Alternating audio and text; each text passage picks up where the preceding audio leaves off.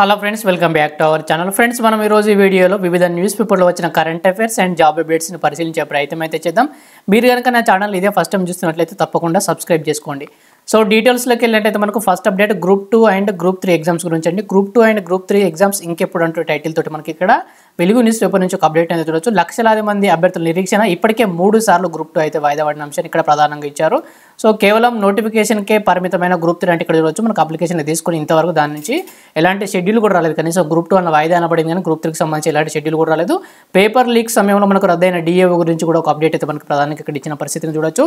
So full details కనుక చూసినట్లయితే రాష్ట్రంలో కీలకమైన గ్రూప్ 2, గ్రూప్ 3 పరీక్షల నిర్వహణపై స్పష్టత కరువైంది. కొత్త కమిషన్ వచ్చిన తర్వాత పలు పరీక్షల నిర్వహణ వేగవంతం చేసిన కీలకమైన ఈ 2 పరీక్షలపై ఎలాంటి అప్డేట్ అయితే ఇవ్వడం లేదు. సో మనకు కానిస్టేబుల్ కావచ్చు, ఎస్ఐకి సంబంధించి కావచ్చు, ఎస్ఐకి ఎలక్షన్ ముందే తీసుకున్నారనుకోండి, కానిస్టేబుల్కి సంబంధించి, స్టాఫ్ నర్స్కి సంబంధించి కావచ్చు, గ్రూప్ 4కి సంబంధించి కావచ్చు, అన్నిట్లలో కదలిక అయితే వచ్చింది. కానీ గ్రూప్ 2, గ్రూప్ 3 మీద అయితే ఎలాంటి కదలిక రాలేదు. రీసెంట్గా గ్రూప్ 1కి సంబంధించి నోటిఫికేషన్ కూడా వచ్చింది.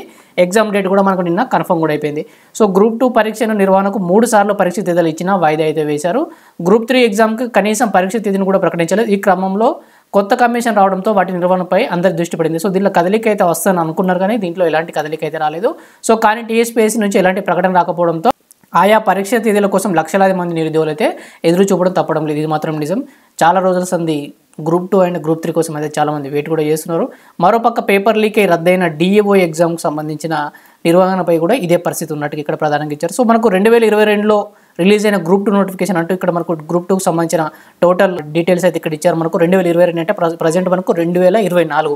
సో ఈ ఇయర్ మిడిల్లో మనకైతే కంప్లీట్ అయ్యే అవకాశం ఉంది. అంటే సంవత్సరంన్నర దాదాపు దగ్గరికి వస్తుంది కాబట్టి సో దాని గురించి రిమైండ్ అయితే చేస్తూ ఇక్కడ వెలుగు న్యూస్ పేపర్లో ఆర్టికల్ చూడొచ్చు. సో నెక్స్ట్ క్వశ్చన్ అయితే మనకు గ్రూప్ 3 అండ్ డిఏఓ పరీక్షల మాటే లేదంటే ఇక్కడ ఒక ఆర్టికల్ చూడొచ్చు. రాష్ట్రంలో 1363 పోస్టుల భర్తీకి 2022 డిసెంబర్ 30న గ్రూప్ 3 నోటిఫికేషన్ అయితే ఇచ్చారు. ఆ తర్వాత అదనంగా మరో 12 పోస్టులు అయితే దానికి యాడ్ చేశారు. సో దానికి సంబంధించి 5.5 లక్షల మంది అయితే అప్లై చేసుకున్నారు. కానీ ఇప్పటి వరకు ఆ పరీక్ష తేదీని ప్రకటించలేదు. గ్రూప్ 2 తర్వాత గ్రూప్ 3 పరీక్ష పెడదామని అందరూ ఎదురు చూశారు. సో ఇప్పటికీ కూడా అంతే ఉంటుందండి. గ్రూప్ 2 తర్వాతనే గ్రూప్ 3 ఉంటుంది. ఫస్ట్ గ్రూప్ 1 ప్రిలిమ్స్ ఉంటుంది, ఆ తర్వాత గ్రూప్ 2 ఉంటుంది, ఆ తర్వాత గ్రూప్ 3 ఉంటుంది, లాస్ట్కు మళ్ళీ గ్రూప్ 1 మెయిన్స్ ఉంటుంది. సో ఇదే ప్రాసెస్ అయితే కంటిన్యూ అవుతుంది. సో పోస్టుల సంఖ్య మీద ఇంకా క్లారిటీ అయితే రాలేదు. కానీ గ్రూప్ 2 పరీక్ష 3 సార్లు వాయిదా పడింది. రెండోసారి వాయిదా పడకపోతే ఇప్పటికి ఎగ్జామ్ అయితే కంప్లీట్ అయిపోయింది. మనం కోరడం వల్లనే ప్రభుత్వం చేసింది, లేకపోతే చేయకపోయేదేమో. సో గ్రూప్ 3 ఎగ్జామ్ నిర్వహణ ఊసేకరమైంది. మరోపక్క 2022 ఆగస్టులో డివిజనల్ అకౌంట్స్ ఆఫీసర్ పోస్టుల భర్తీకి నోటిఫికేషన్ అయితే ఇచ్చారు. సో ఈ పరీక్షకు 1,06,000 మంది అయితే అప్లై చేశారు. గతేడాది ఎగ్జామ్ కూడా జరిగింది. సో దానికి సంబంధించి రద్దయింది కదా, మళ్ళీ ఎగ్జామ్స్ గురించి కూడా ఊసేయలేదంటూ మనకి ఇక్కడ ప్రధానంగా ఈ వార్తలు చూడొచ్చు. సో నెక్స్ట్ చూసినట్టయితే మనకు నిన్న మన ఛానల్ అప్డేట్ చేశాను. జూన్ 9న మనకు గ్రూప్ 1కి సంబంధించిన ప్రిలిమ్స్ ఎగ్జామ్స్ అయితే కండక్ట్ చేయనున్నట్టుగా మనకు కమిషన్ వెల్లడించింది. కానీ మనకు మే 26న మే 26న యూపీఎస్సీకి సంబంధించిన ప్రిలిమ్స్ ఎగ్జామ్ కూడా ఉంది. సో అంటే జస్ట్ 14 డేస్ 2 వారాల ముందే ప్రిలిమ్స్ ఎగ్జామ్ జరుగుతుంది. తప్పకుండా మన తెలుగు రాష్ట్రాల వాళ్ళు ఖచ్చితంగా టీఎస్పీఎస్సీ గ్రూప్ 1కి అప్లై చేస్తారు. వాళ్ళు కూడా మళ్ళీ వచ్చి దీనికైతే రాస్తారు. కాబట్టి మీరు యూపీఎస్సీ లెవెల్లో గ్రూప్ 1కి సంబంధించిన ప్రిలిమ్స్కు సిద్ధం కండి. సో జాతీయ అంశాలు, అంతర్జాతీయ అంశాలు, అదేవిధంగా మనకు కరెంట్ అఫైర్స్, ఇవి చాలా ఫోకస్ అయితే చేయండి. సో టీఎస్పీఎస్సీ కార్యదర్శి ప్రకటన 2.5 గంటల పాటు పరీక్ష మనకు ఓఎంఆర్ బేస్లో ఉంటుంది దాదాపుగా. ఎందుకంటే 4 లక్షల వరకు అప్లికేషన్ అవుతుంది కాబట్టి సిబిటీ విధానం అనేది పాసిబుల్ కాదు. So general studies and mental ఎబిలిటీపై 150 ప్రశ్నలు అంటే ఇక్కడ చూడవచ్చు. మనకు సిలబస్ ఆల్రెడీ తెలిసిందే. సో వివిధ రాష్ట్ర ప్రభుత్వ శాఖల్లోని 563 గ్రూప్ 1 ఉద్యోగాల భర్తీకి సంబంధించిన ప్రిలిమినరీ పరీక్ష ఈ ఏడాది జూన్ 9వ తేదీన నిర్వహించినట్టు టీఎస్పీఎస్సీ అయితే ప్రకటించిన అంశాన్ని ఇక్కడ చూడవచ్చు.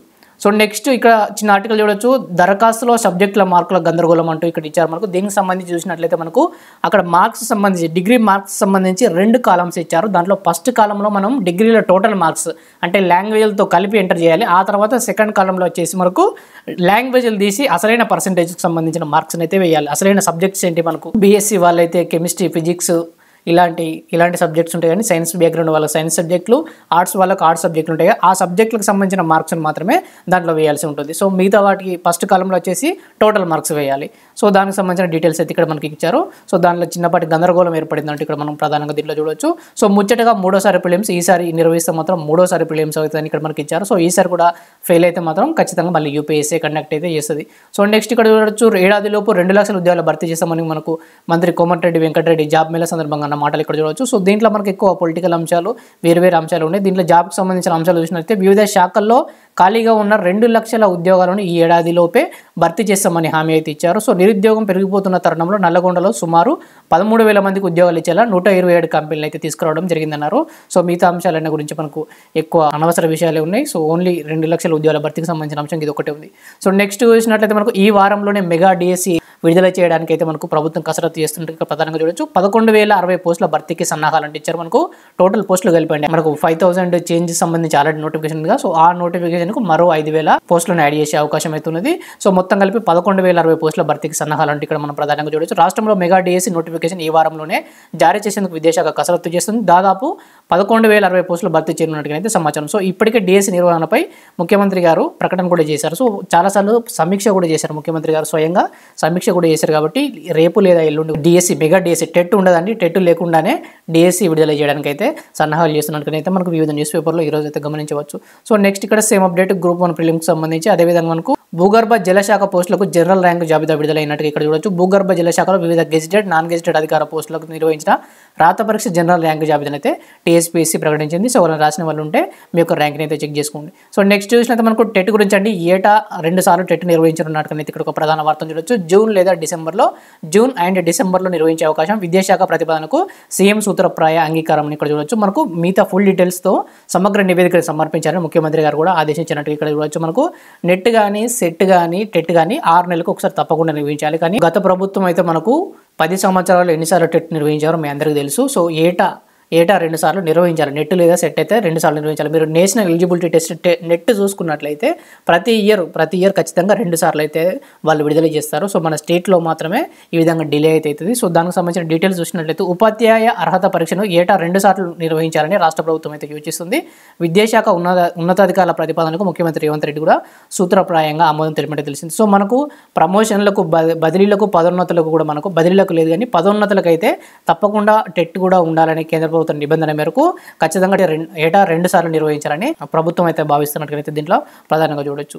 సో నెక్స్ట్ చూసినట్టయితే గురుకులాల నియామకాల్లో కనిపించిన అవరోహణ క్రమం అంటే ఇక్కడ చూడొచ్చు. మనకు ముఖ్యమంత్రి గారు హామీ కూడా ఇచ్చారు. ప్రవీణ్ కుమార్ సార్ గారు లేవనెత్తిన అంశాన్ని అయినా కూడా అధికారులు మాత్రం దీన్ని పెడచేవన పెడుతున్నట్టు ఇక్కడ చూడొచ్చు. డిఎల్ జేఎల్ కన్నా ముందే కింది స్థాయి పోస్టుల ఫలితాల వెల్లడి అంటే ఇక్కడ ఇచ్చారు. మనకు 400కు పైగా ఉద్యోగాలు బ్యాక్ లాగా అయ్యే అవకాశం. ఎవరైనా కూడా ఉన్నత స్థాయిలో ఉన్న పోస్ట్నే తీసుకొని మిగతా పోస్ట్ని అయితే రిజెక్ట్ చేసే అవకాశం ఉంటుంది. కాబట్టి 400కు పైగా ఉద్యోగాలు బ్యాక్లాగ్ అయ్యే అవకాశం అంటే ఇక్కడ చూడొచ్చు. రాష్ట్రంలోని గురుకుల కొలువుల భర్తీ ప్రక్రియలో అవరోహణ క్రమం పాటించకపోవడంతో బ్యాక్లాగ్ పోస్టులు అయితే ఏర్పడనున్నాయి. ఉన్నతాధికారుల ఆదేశాల అనుగుణంగా ఎక్కువ సంఖ్యలో ఉన్న కింది స్థాయి కొలువులను అయితే ముందుగా భర్తీ చేస్తున్నారు. ఎందుకు హడావుడిగా ఎందుకు చేస్తున్నారంటే ఎలక్షన్ కూడా వచ్చే అవకాశం ఉంది. కాబట్టి ఏదో ఒక స్థాయిలో ఆ మూల్యాంకనం పూర్తయిన వాటిని అయితే ముందుగా రిలీజ్ చేస్తున్నట్టు ఇక ప్రధానంగా చూడొచ్చు. మనకు నిన్న పీజీటీకి సంబంధించిన రిజల్ట్స్ కూడా రావడంతో సో కింది స్థాయి పోస్టుల భర్తీ వేగవంతం అవుతుంది. డిఎల్ జేఎల్ అయితే ఫస్ట్ ఇవ్వాలని వారికి డిమాండ్ చేస్తున్న అంశాన్ని చూడొచ్చు. సో ఇక్కడ వరుస క్రమం కూడా ఇచ్చారు. మనకు గురుకులలో ఉన్నత స్థాయి తర్వాత కింది స్థాయి పోస్టుల ఫలితాలు వెల్లడించాలని గతంలో బోర్డు నిర్ణయించింది. సో ఒకే అర్హతలు ఉన్న వేరువేరు పోస్టులన్నిటికీ అభ్యర్థులు దరఖాస్తు చేసుకుంటారు.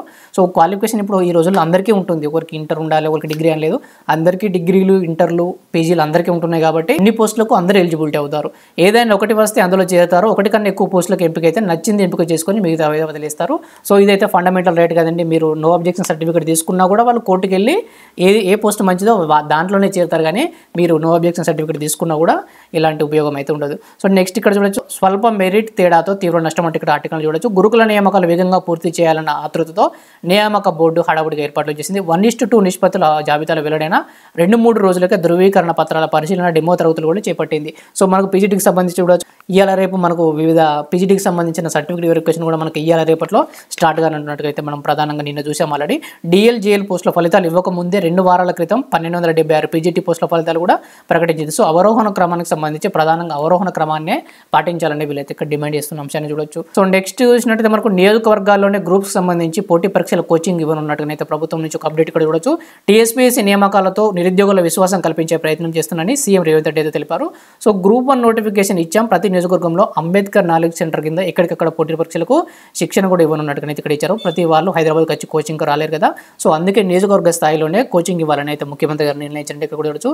మనకు గతంలో కూడా ఇచ్చారు. 2017లో కూడా నియోజకవర్గ స్థాయిలో కూడా మనకు కోచింగ్లు అయితే ఇచ్చారు. కానీ దాంట్లో వాళ్ళు ఎమ్మెల్యేలే వాళ్ళ ఫండ్ నుంచి ఇచ్చారు కొంతమంది. సో చాలామంది ఇప్పుడైతే ప్రభుత్వమే అంబేద్కర్ నాలెడ్జ్ సెంటర్ పేరు మీదనైతే కొత్తగా కోచింగ్ సెంటర్ల కొత్తగా కోచింగ్ సెంటర్లను ఏర్పాటు చేసి సో అక్కడే కోచింగ్ అయితే ఇవ్వనున్నట్టుగా అయితే ఇక్కడ చూడొచ్చు. సో నెక్స్ట్ చూసినట్లయితే మనకు ప్రభుత్వ పథకాలకు సంబంధించి మనకు డిసెంబర్ 9 ప్రభుత్వం ఏర్పడినప్పటి నుంచి 2 పథకాలు అయితే అమలు చేశారు. మరో 2 పథకాలు అమలు చేయనున్నారు. సో అంతకుముందు పథకాలను చాలా అడిగే అవకాశం అయితే చాలా తక్కువ ఉంటుందని చెప్పుకోవచ్చు. సో మీరైతే ఇలాంటి పథకాలను అదేవిధంగా మనకు కేబినెట్ నిర్ణయాలు 2 సార్లు కేబినెట్ జరిగింది. ఆ 2 కేబినెట్ నిర్ణయాలు ఈ 4 పథకాలు ఎప్పుడెప్పుడు అమలు చేశారు, ఎప్పుడు స్టార్ట్ చేశారు, ఎక్కడ స్టార్ట్ చేశారని అయితే గుర్తుంచుకోండి. 200 యూనిట్లకు ఉచిత విద్యుత్కు 54 లక్షల మంది గుర్తింపు, అదేవిధంగా 500 గ్యాస్ సిలిండర్ రూపాయలు 500కే గ్యాస్ సిలిండర్కి సంబంధించి 40 లక్షల మంది అర్హులు అయితే ప్రభుత్వం గుర్తించినట్టుగా చూడొచ్చు. సో ఈ అర్హుల జాబితాను ఆయా సంస్థలకు కూడా ఇచ్చేసి వారికి సంబంధించిన డీటెయిల్స్ సంస్థలకైతే ఇచ్చినట్టుగా మనం ఇక్కడ ప్రధానంగా చూడొచ్చు. రూపాయలు 500కి గ్యాస్, 200 యూనిట్ల వరకు ఫ్రీ కరెంట్ పథకాలు మంగళవారం నుంచి అయితే అమల్లోకి రానున్నాయి.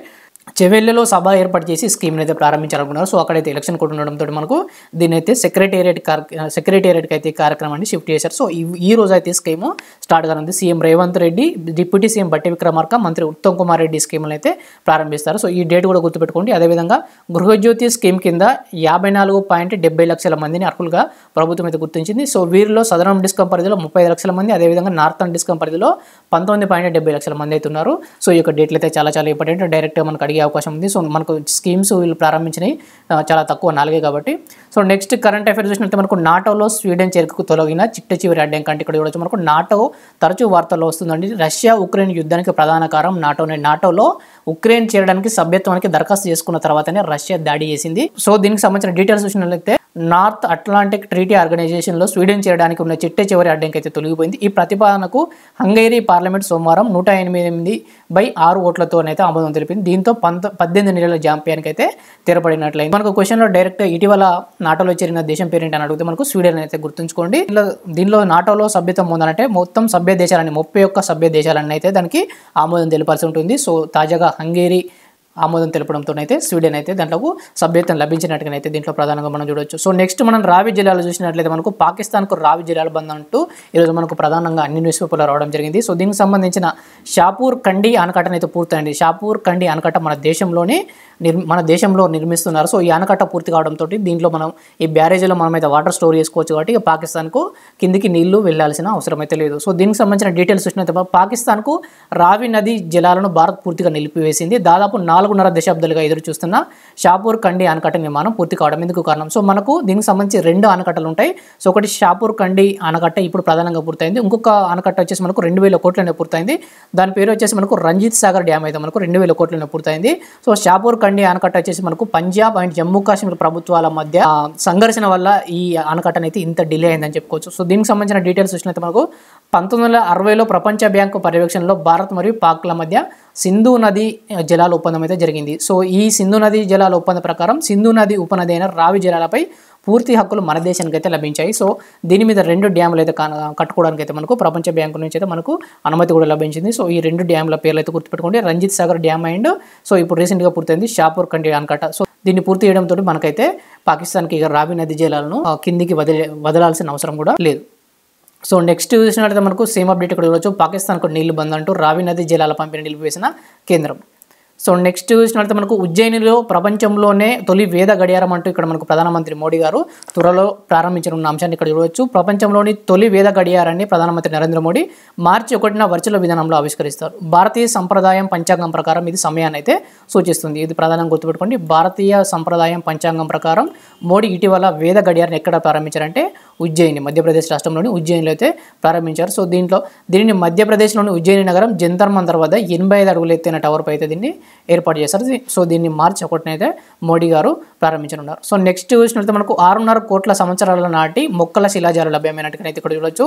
6.5 కోట్ల సంవత్సరాల నాటి అంతరించిపోయిన వృక్ష జాతులైన పాజియోఫిలం అండ్ ఫిలోఫిలం టీనియోటెరిస్ మొక్కల శిలాజాలు కొమరం జిల్లా రెబ్బెన మండలం రాంపూర్ తెల్లశుద్ధ భూముల్లో అయితే పురావస్తు పరిశోధకులు సముద్రాల సునీలకి అయితే లభించాయి. సో ఇది మనకు బెల్లంపల్లి దగ్గర ఉంటుంది. రెబ్బెన అనేది కొమరంభీం జిల్లా రెబ్బెన అంటే మనకు బెల్లంపల్లి దగ్గర అయితే ఉంటుంది. సుమారు 6.5 కోట్ల సంవత్సరాల కిందట ఈ ప్రదేశంలో చిత్తడి నేలలు చెరువు ఉండని ఈ శిలాజాల ఆధారంగానైతే తెలుస్తుంది. ఈ యొక్క ప్రాంతాన్ని అయితే గుర్తుపెట్టుకోండి. 6.5 కోట్ల కిందటి శిలాజాలు ఏ ప్రాంతంలో లభ్యమయ్యాయని అడగచ్చు. సో నెక్స్ట్ చూసినట్లయితే తృణ ధాన్యాలపై తగ్గుదల, ప్రాసెస్డ్ ఆహారంపై పెరుగుదల అంటే ఇక్కడ అప్డేట్ చూడవచ్చు.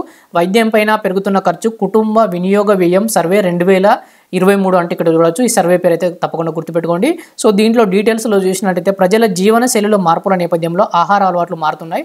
ప్రజల మొత్తం వ్యయంలో, సో మనకి వ్యయానికి సంబంధించిన రిపోర్టు, ప్రజల మొత్తం వ్యయంలో ఆహారంపై ఖర్చు తగ్గుతుండగా ఇతర అవసరాలకైతే అంతకంతకు పెరుగుతుందని ఇక్కడ ప్రధానంగా చూడవచ్చు. సో ముఖ్యంగా వైద్యానికి చేసే వ్యయం అయితే అధికమవుతుంది. ఈ విషయాన్ని కేంద్ర గణాంకాల శాఖ విడుదల చేసిన కుటుంబ వినియోగ వ్యయ సర్వే 2023 అయితే స్పష్టం చేస్తుంది. సో దీంట్లో డీటెయిల్స్ చూసినట్టయితే మనకు గ్రామీణ కుటుంబాలు తమ మొత్తం వ్యయంలో వచ్చేసి ఆహారంపై 46% అయితే ఖర్చు చేస్తున్నారు. సో అదే పట్టణ ప్రాంతాల్లో చూసినట్టయితే ఆహారంపై 39% అయితే ఖర్చు చేస్తున్నారు. ఆహారేతర అవసరాల కోసం పట్టణాల్లోనే ఎక్కువనైతే ఖర్చు చేస్తున్నట్టుగానైతే దీంట్లో ప్రధానంగా చూడవచ్చు. సో ఈ విద్యపై గ్రామాల్లో కంటే పట్టణాల్లోనే 3 రెట్లు ఎక్కువగానైతే ఖర్చు చేస్తున్నట్టుగానైతే మీరు ఇక్కడ చూడవచ్చు. పట్టణాల్లోనే 3 రెట్లు ఎక్కువగా ఖర్చు చేస్తున్నారు. అదేవిధంగా 2 ప్రాంతాల్లోనూ ప్రాసెస్ చేసిన ఆహారం అండ్ శీతల పానీయాలపై అయితే అధికంగా ఖర్చు చేస్తున్నారు. So at the same time మీరు ఇక్కడ చూడొచ్చు, ఆరోగ్యం మీద కూడా ఎక్కువ ఖర్చు చేస్తున్నట్టుగా అయితే మనకు రిపోర్ట్ వచ్చింది. ప్రధానంగా వైద్యం మీదనే ఎక్కువ ఖర్చు చేస్తున్నారు.